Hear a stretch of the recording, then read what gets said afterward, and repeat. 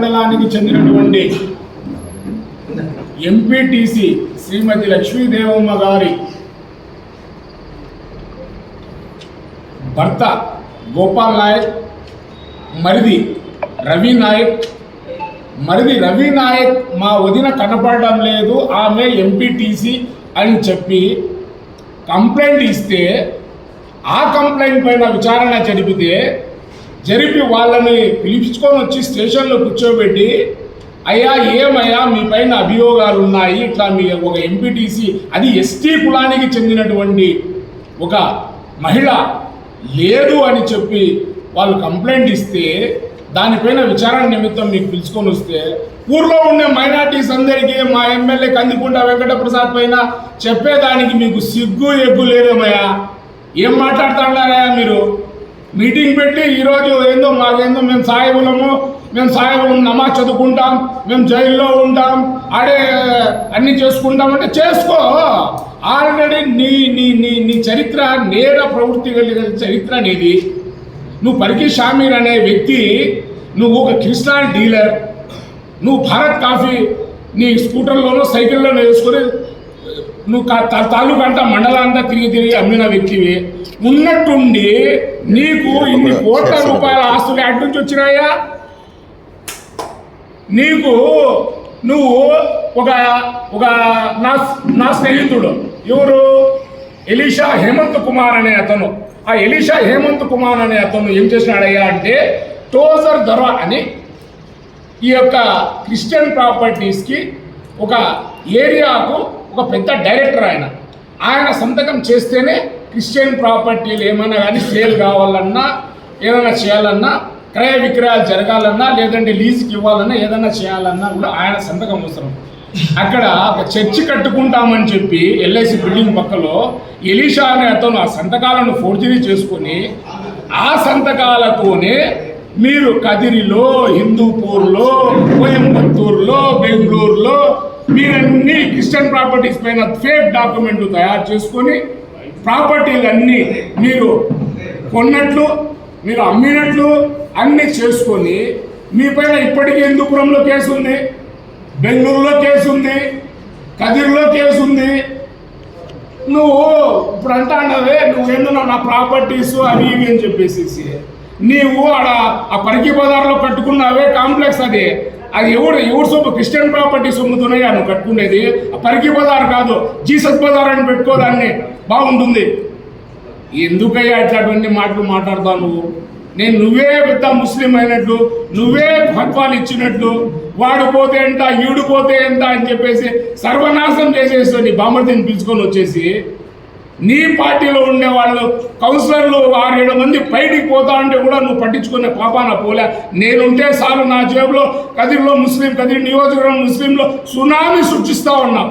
ఏం సునామీ సృష్టించినావా నువ్వు చెప్తానే, నువ్వు ఫత్వాలు ఇస్తానే, నీ మాటలు వింటానే మైనార్టీలందరూ నీ ఎంట వచ్చేస్తారా? ఇవన్నీ వదిలే. నిన్న మా నాయకుడు ఎలక్షన్ ఉన్నా ఎలక్షన్ లేకపోయినా మా కందికుంట వెంకటప్రసాద్ మా ఎమ్మెల్యే గారు నిన్న పవిత్రమైన రంజాన్ మాసంలో ముస్లిం సోదరులకు దాదాపు 5,000 మందికి ఇఫ్తార్ విందు ఏర్పాటు చేసినటువంటి వ్యక్తి. ఎలక్షన్లు కాకపోయినా కూడా మీరు సీజనల్ పాలిటిక్స్, ఎలక్షన్లకు ముందు ప్లేట్లు పంచేకొస్తారు, బుక్కులు పంచేకొస్తారు, లేదంటే రంజాన్ తోఫాలు ఇచ్చేస్తారు, ఇంకోటి ఇచ్చేస్తారు. అప్పుడు మళ్ళీ మిగతా టైంలో మీకు ముస్లిమ్స్లో ఇఫ్తార్ విందులు ఇస్తారు, కానీ పేదోళ్లకు సరుకులు కూడా పనిచేస్తారు. మళ్ళా నెక్స్ట్ 5 ఏళ్ళు ఎక్కడా కనపడరు. కరెక్ట్ ఎలక్షన్ సీజన్లో, ఎలక్షన్ పీరియడ్లో ఉన్నప్పుడు రంజాన్ నెల వస్తే ఫ్లెక్సీలు, వస్తువులు, సామాన్లు, అరే వీళ్ళంతా పవిత్రమైన వాళ్ళు లేరపా అనేటట్లు మీ బిల్డప్లు. ఇవన్నీ వదిలేయండి. ఎందుకు ఊరికే మీ డ్రామాలు చూసి సాలైపోయినారు. ఎందుకు మీరు ఇట్లాంటివన్నీ మాట్లాడతారు? మా ఎమ్మెల్యే పైన ఒక ఎంపీటీసీ కనపడలేదని వాళ్ళ మరిది రవి నాయక్ ఇచ్చిన కంప్లైంట్ పైన మిమ్మల్ని లోపల తీసుకొని పోతే మాకు లోపలేసేదాన్ని కందికుంటకు ఆ లక్ష్మీదేవమ్మకు ఆ రవి నాయక్ ఏం సంబంధమయ్యా మా ఎమ్మెల్యేకి? మీరు వాళ్ళపైన అడగండి, మీ పార్టీ వాళ్ళకి అడగండి. అనవసరంగా ఆయన పేరు తీసుకొని వచ్చి నువ్వు కందికుంట దొంగ అంటావు. ఆయన కడిగిన ముత్యం కందికుంట వెంకటప్రసాద్ అత్యున్నతమైన న్యాయస్థానం హైకోర్టు ఆయనకు నువ్వు నిర్దోషివి కడిగిన ముత్యం అని చెప్పి నీకు హైకోర్టు నుంచి తీసుకొని వచ్చేసి క్లియరెన్స్ తీసుకొని వచ్చిన వ్యక్తి కందికొండ వెంకటప్రసాద్. 5 ఏళ్ళు నువ్వు క్రిస్టియన్ ప్రాపర్టీ కందికొండ ఆడ ప్రాపర్టీ తీసుకున్నాడు, ఈడ ప్రాపర్టీ తీసుకున్నావు అని చెప్పినారే. మీరంతా 5 ఏళ్ళు మీరు అధికారంలో ఉన్నారయ్యా.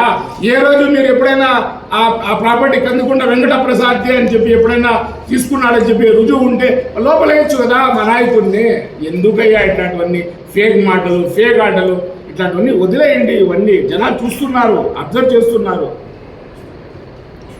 6,000 కాదు 6 ఓట్లతో గెలిచినా గెలిపే. దాన్ని మీరు పంచిన డబ్బుకి 70,000 రావాల.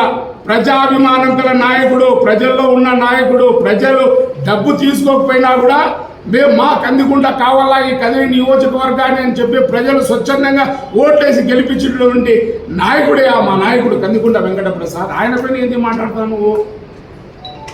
ఇంకా నువ్వు నీ ఇంకోటి ఒక ముస్లిం మహిళ ఎలక్షన్లలో నువ్వు 20 మందికి పిలుచుకోరమ్మని చెప్తే 25 మందికి పిలుచుకొని వచ్చిందంట. ఆ 25 మందికి పిలుచుకొని వస్తే వాళ్ళకి 200, 300 డైలీ ఆ తిరిగిన దానికి ఇస్తారు. రే అమ్మ దేశంలో లేని నానా బూత్లన్నీ మాట్లాడితే అవి మేము చెప్పకూడదు. రంజాన్ నెలలో టోపీ పెట్టుకొని ఈ పవిత్రమైన రంజాన్ నెలలో ఒక ముస్లిం మహిళ గురించి మేము చెప్తే సిగ్గుచేటు. ఊర్లో ఉండే వాళ్ళందరూ ఆ వీడియో చూడడం జరిగింది. నువ్వు చేసిన ఘనకార్యాన్ని నువ్వు మళ్ళీ ముస్లింల పక్షపాతి అంటావు. నువ్వు ఏ రోజు ఓ సాలా ఓ బేటా ఏ సాలా అని చెప్పి ఎప్పుడు నువ్వు హోటల్లో కూర్చో 25 మంది పిలుచుకొని వస్తే వాళ్ళకి 200, 300 డైలీ ఆ తిరిగిన దానికి ఇస్తారు. రే అమ్మ దేశంలో లేని నానా బూత్లన్నీ మాట్లాడితే అవి మేము చెప్పకూడదు. రంజాన్ నెలలో టోపీ పెట్టుకొని ఈ పవిత్రమైన రంజాన్ నెలలో ఒక ముస్లిం మహిళ గురించి మేము చెప్తే సిగ్గుచేటు. ఊర్లో ఉండే వాళ్ళందరూ ఆ వీడియో చూడడం జరిగింది. నువ్వు చేసిన ఘనకార్యాన్ని నువ్వు మళ్ళీ ముస్లింల పక్షపాతి అంటావు. నువ్వు ఏ రోజు ఓ సాలా ఓ బేటా ఏ సాలా అని చెప్పి ఎప్పుడు నువ్వు హోటల్లో కూర్చొని తిడతా ఉన్నావు కానీ ముస్లిమ్స్కి ఏ రోజు నువ్వు మాట్లాడినావు? నువ్వు మీదంతా ఒక టీం ఉంది, 7 మంది టీం మీరు కదిరిలో. ఆ 7 మంది అంతా ఏం పనిలే, ఇదే పని. ఎక్కడెక్కడ ప్రాపర్టీలు ఉన్నాయి, ఎక్కడెక్కడ క్రిస్టియన్ ప్రాపర్టీలు ఉన్నాయి, ఎక్కడెక్కడ ఇండిగేషన్ ప్రాపర్టీలు ఉన్నాయి, తీసుకోవాలా. దాన్ని ఎవరో అనామకులకు అమ్మేసి మీరు చేతులు దులుపుకొని డబ్బులు తీసుకోవాలా. ఇదే దందా మీది.